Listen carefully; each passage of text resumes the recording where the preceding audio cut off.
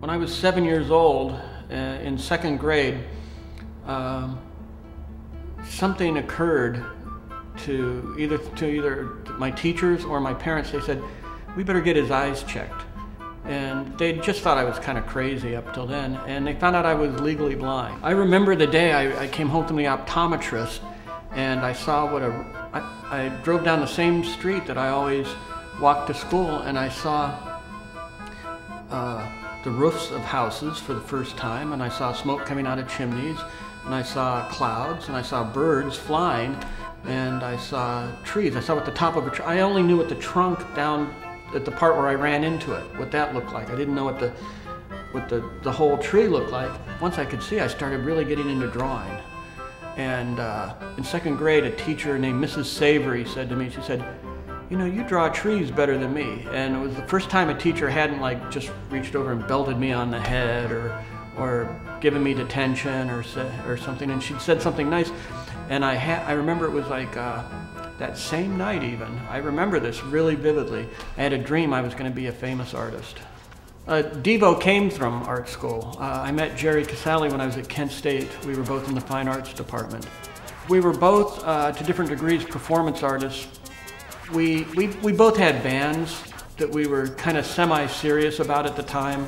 And I used to do kind of like primordial early graffiti art. I used to print my artwork on stickers and decals, and I'd go around school and put them up everywhere, and you know, things that would comment on things around campus. We had collaborated by that point on a couple visual projects. We did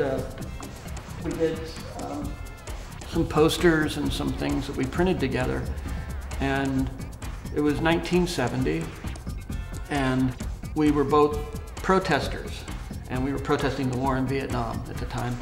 And one of the protests got out of hand, and they shot a bunch of kids. The National Guard shot some kids and killed them.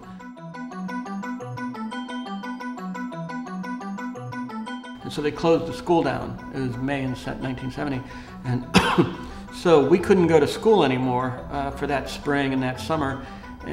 So instead what happened is Jerry would just come over to my place and we'd play music, and we started talking about what was going on in the world and what we saw around us, and we thought, well, evolution doesn't describe it right. This is what we see is de-evolution. And so we used music as kind of like our artistic medium at the time, and